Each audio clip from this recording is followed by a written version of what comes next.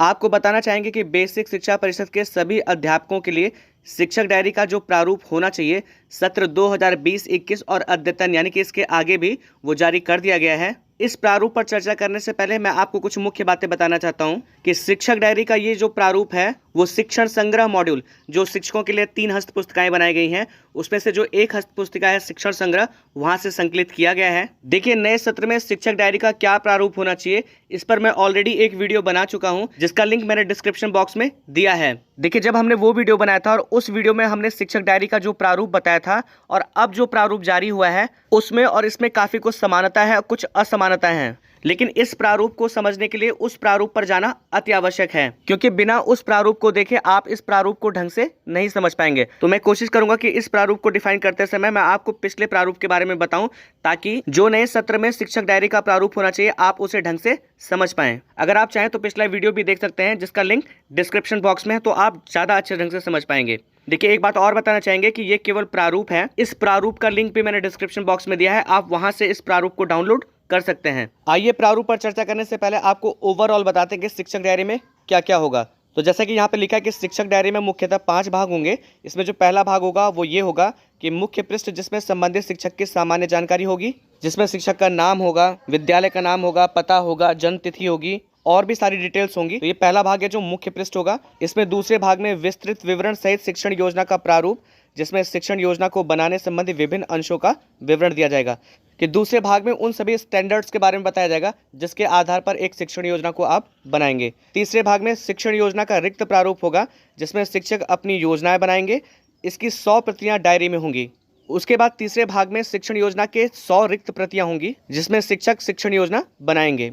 उसके बाद चौथे भाग में शिक्षक द्वारा किए गए शिक्षण कार्यों का संक्षिप्त साप्ताहिक विवरण होगा जिसमें शिक्षक प्रतिदिन वादन के अनुसार कक्षा विषय एवं पढ़ाए गए पाठ्यांशों का संक्षिप्त विवरण अंकित करेंगे, इसकी 50 प्रतियां डायरी में होंगी। उसके बाद सप्ताह भर में शिक्षक ने अपनी कक्षा में क्या पढ़ाया है उसका वादन के अनुसार कक्षा विषय और जो भी पढ़ाया गया है कि उसका संक्षिप्त विवरण होगा, इसकी 50 प्रतियां डायरी में होंगी। उसके बाद डायरी का जो 5वां भाग होगा उसमें होगा 10 रिक्त पन्ने जिसमें शिक्षक आवश्यकता अनुसार विभिन्न शैक्षिक सूचनाओं को अंकित करेंगे। तो देखिए लास्ट में 10 ब्लैंक पेज होंगे, लेकिन इससे पहले एक भाग को अब जो नया प्रारूप है उसमें जोड़ा गया है कि जो अकादमिक रिसोर्स ग्रुप जिसमें ARP SRG वगैरह हो सकते हैं, जब वो आपके स्कूल में विजिट करेंगे तो उनके लिए एक फॉर्मेट बनाया गया है जिसको शिक्षक डायरी में जोड़ा गया है। उसके भी कुछ पन्ने होंगे। उसके बाद जो इसमें अंतिम भाग है कि 10 रिक्त पन्नों का, वो उसके बाद आएगा।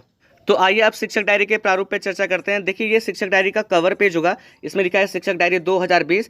इसमें आपको यहाँ पर शिक्षक का नाम, कार्यरत विद्यालय और विद्यालय का जो UDAS कोड होगा वो यहाँ पर भरना होगा। यहाँ पर लिखा है समग्र शिक्षा उत्तर प्रदेश। उसके बाद कवर पेज के साथ में ये 2 पेज और होंगे जिसपे शिक्षक डायरी लिखी हुई है। उसके बाद कुछ पेज ऐसे होंगे जिसमें टीचर्स बच्चों के साथ में होंगे और शिक्षकों के लिए कुछ मैसेज लिखे होंगे, जैसा एक मैसेज यहाँ पे लिखा हुआ है। उसके बाद जो हमने आपको बताया था कि सबसे जो पहला पृष्ठ होगा जिसमें अध्यापक का संक्षिप्त परिचय होगा वो ये होगा। यहाँ पर अध्यापक अपनी फोटो लगाएंगे, यहाँ पर शिक्षक का नाम, मानव संपदा यूनिक कोड होगा, स्थायी पता होगा, दूरभाष का नंबर होगा। इस तरह की ये सारी डिटेल आपको भरनी होगी। उसके बाद एक पन्ना होगा जिसमें शिक्षकों से अपील होगी जिसमें उनके कर्तव्यों और दायित्वों के बारे में बताया जाएगा। उसके बाद कक्षा 1 से 5 तक प्रेरणा सूची के अंतर्गत भाषा और गणित में क्या दक्षताएं होनी चाहिए जिसके हिसाब से प्रेरणा तालिका बनाई गई है। प्रेरणा तालिका होगी कक्षा 1 से लेकर 5 तक। उसके बाद कक्षा 1 से 5 तक भाषा और गणित में जो प्रेरणा लक्ष्य है उसका एक पेज होगा। उसके बाद जैसे किसी किताब के शुरू में विषय सूची होती है उसी तरह से यहाँ पर कुछ पेज होंगे जिसमें लिखा होगा शिक्षण योजना एक दृष्टि में। इसमें पहला कॉलम माह, फिर सप्ताह की संख्या, कक्षा विषय, चयनित पाठ संख्या का नाम, कार्य करने हेतु अनुमानित कालांशों की संख्या, शिक्षक के हस्ताक्षर और प्रधानाध्यापक के हस्ताक्षर का कॉलम होगा। इसको आपने किस माह में, कितने सप्ताह में, किस कक्षा में, किस विषय में आपने कौन सा पाठ का संख्या, उस पाठ को पढ़ाने में आपने कितने कालांश प्रयोग किए, उसके बाद शिक्षक के हस्ताक्षर होंगे और अंतिम में प्रधानाध्यापक के हस्ताक्षर होंगे। तो शिक्षक डायरी में इस तरह के कुछ पन्ने होंगे। उसके बाद जैसा कि हमने शुरुआत में आपको बताया था कि भाग 2 में शिक्षक डायरी को बनाने के क्या मानदंड हैं और उनके उद्देश्य क्या है उसके बारे में बताया गया है, आप इन्हें पढ़ सकते हैं। उसके बाद आगामी वर्षों में विद्यालय का जो रिपोर्ट कार्ड है उसका क्या फॉर्मेट होगा वो यहाँ पर दिया हुआ है। इसमें सबसे पहले विद्यालय का UDAS कोड होगा, प्रधानाध्यापक का नाम होगा, विकास खंड का नाम होगा, खंड शिक्षा अधिकारी का नाम और हस्ताक्षर होगा। तो देखिए यहाँ पर विद्यालय के संपूर्ण प्रदर्शन, अधिगम स्तर प्रदर्शन और अवस्थापना संतृप्तिकरण में प्रदर्शन के आधार पर यहाँ पर विद्यालय की रेटिंग होगी। अब बात करते हैं शिक्षण योजना के प्रारूप की। तो शिक्षण योजना बनाने से पहले आपको इस तरह का एक रेक्टेंगुलर बॉक्स बनाना होगा, जिसमें पहला कॉलम माह या दिनांक का होगा, दूसरा कक्षा, तीसरा विषय और तीसरा समय अवधि का होगा। इसमें सबसे पहले आपको चयनित लर्निंग आउटकम लिखना होगा, जिस लर्निंग आउटकम को लेकर आप पाठ योजना बना रहे हैं और कक्षा कक्षण करने जा रहे हैं। दूसरा होगा प्रकरण, पाठ, इकाई का नाम। आप जो भी पाठ, जो भी प्रकरण पढ़ा रहे हैं वो उसका उल्लेख आपको यहाँ करना होगा। आवश्यक संसाधन यानी कि जो भी TLM आप यूज करेंगे उसे आपको यहाँ पर लिखना होगा। इसमें तीसरा कार्य आपको ये करना है कि शिक्षण अधिगम प्रक्रिया ऑब्लिक गतिविधियाँ, जो भी लर्निंग आउटकम आप प्राप्त करवाना चाहते हैं उसके लिए आप क्या प्रक्रिया और क्या गतिविधि इस्तेमाल करेंगे उसका उल्लेख यहाँ पर होगा। इसमें देखिए सबसे पहले लिखा है कि शिक्षण के प्रारंभ में अनुमानित समय 5 से 10 मिनट। उसके बाद लिखा है शिक्षण के दौरान अनुमानित समय 20 से 30 मिनट। उसके बाद अंत में लिखा है कि शिक्षण की समाप्ति पर समेकन अनुमानित समय 5 से 10 मिनट। तो देखिए इसके लिए पिछले वीडियो में मैंने शिक्षण योजना का जो रिक्त प्रारूप बताया था, मैं आपको वहां ले चलता हूं। उस रिक्त प्रारूप पर आपको अच्छे ढंग से समझ में आएगा कि आपको शिक्षण योजना कैसे बनानी है। तो देखिए ये है शिक्षण योजना का रिक्त प्रारूप।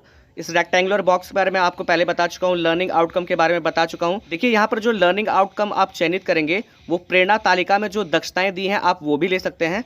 फिर देखिए आपको यहाँ पर थोड़ा सा ध्यान देना है कि शिक्षण अधिगम प्रक्रिया या गतिविधियाँ जो वहाँ पर हेडिंग वाइज दिया हुआ था वो आप इस तरह से बॉक्स में भी बना सकते हैं। इसमें पहला कॉलम क्रम संख्या, दूसरा दिनांक, तीसरा अनुमानित समय और चौथा जो है वो है आकलन के तरीके।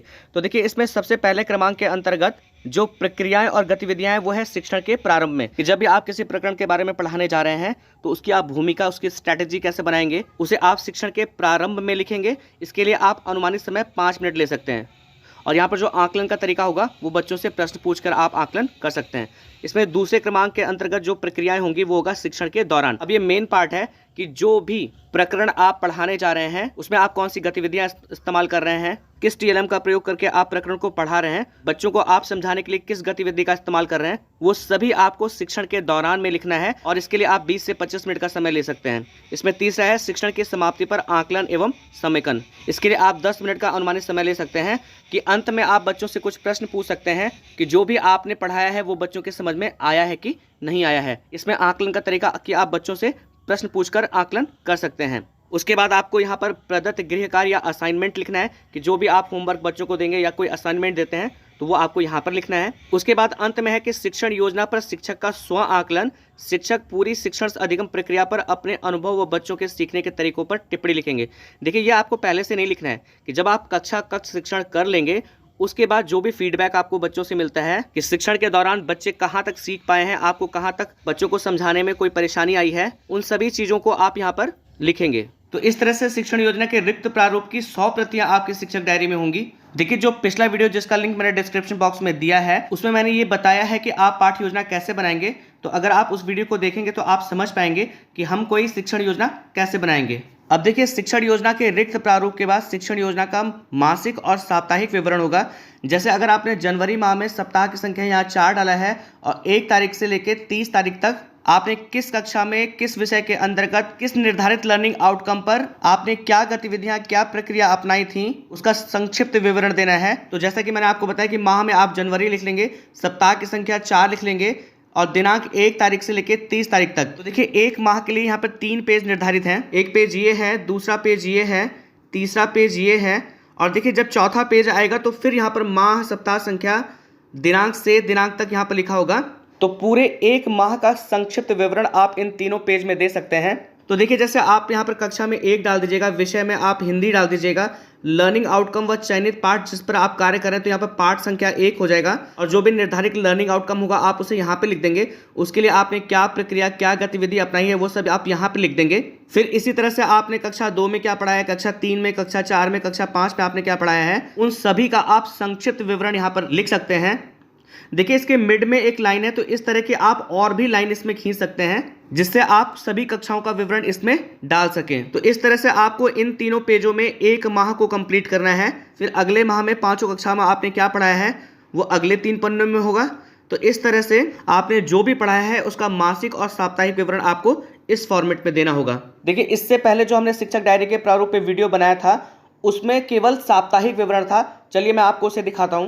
देखिए यहाँ पे लिखा है कि शिक्षक द्वारा सप्ताह में किए गए शिक्षण कार्यों का विवरण। इसमें सबसे पहला कॉलम दिन का है, फिर प्रथम वादन, द्वितीय वादन, तृतीय वादन, चतुर्थ वादन, पंचम वादन, षष्ठम वादन, सप्तम वादन और अष्टम वादन। तो देखिए इसमें सोमवार में प्रथम वादन में क्या पढ़ा है वो लिखना है, फिर द्वितीय वादन में क्या पढ़ा है सोमवार में वो लिखना है, फिर तृतीय वादन में सोमवार में क्या पढ़ा है वो लिखना है। तो इसी टाइप से आप मंगलवार, बुधवार, गुरुवार, शुक्रवार और शनिवार में प्रथम वादन से लेकर अष्टम वादन तक क्या पढ़ाया है ये पूरा साप्ताहिक विवरण भरना था। लेकिन अब इसकी जगह पर मासिक और साप्ताहिक विवरण भरना है। देखिए पिछली बार हमने आपको बताया था कि इसकी 50 प्रतियां शिक्षक डायरी में होंगी। अब जो नया फॉर्मेट आया है उसकी कितनी प्रतियां होंगी वो तो जब शिक्षक डायरी आएगी तो पता चलेगा। अब देखिए अकादमिक रिसोर्स पर्सन जब आपके विद्यालय में पर्यवेक्षण के लिए आएंगे तो उनके उपयोग के लिए एक फॉर्मेट बना है। इसमें देखिए पहला कॉलम है क्रम संख्या, दूसरा प्रमुख कार्य, फिर तीसरे कॉलम में लिखा हुआ है कि कार्य की वास्तविक स्थिति, फिर उसके सब कॉलम्स बने हुए कि ARP1, ARP2, ARP3, ARP4, ARP5। तो जो भी ARP आता है वो प्रमुख कार्यों के अंतर्गत जैसे क्रियाशील पुस्तकालय,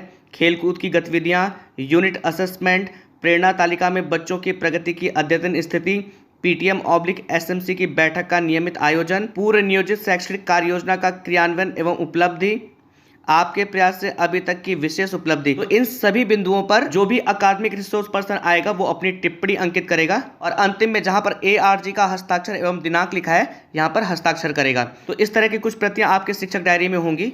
इसके बाद अंतिम पन्ने पर कुछ बिंदु होंगे जिसके अंतर्गत शिक्षक क्या करें और क्या न करें अंकित होंगे। इसे आप लोग पढ़ सकते हैं। मैं इस फॉर्मेट को डाउनलोड करने का लिंक डिस्क्रिप्शन बॉक्स में दूंगा, आप वहां से डाउनलोड कर लीजिएगा और एक बार इसका विस्तृत अध्ययन अवश्य करिएगा। मैं आशा करता हूं कि इस वीडियो में मेरे द्वारा जो जानकारी दी गई, इस शिक्षण संग्रह हस्त पुस्तिका में जो शिक्षक डायरी का प्रारूप है और जो अभी नया प्रारूप आया है उसमें क्या समानता है, क्या अंतर है, के द्वारा आप अच्छी तरह से समझ गए होंगे कि जो भी अब नई शिक्षक डायरी आएगी उसका स्वरूप क्या होगा।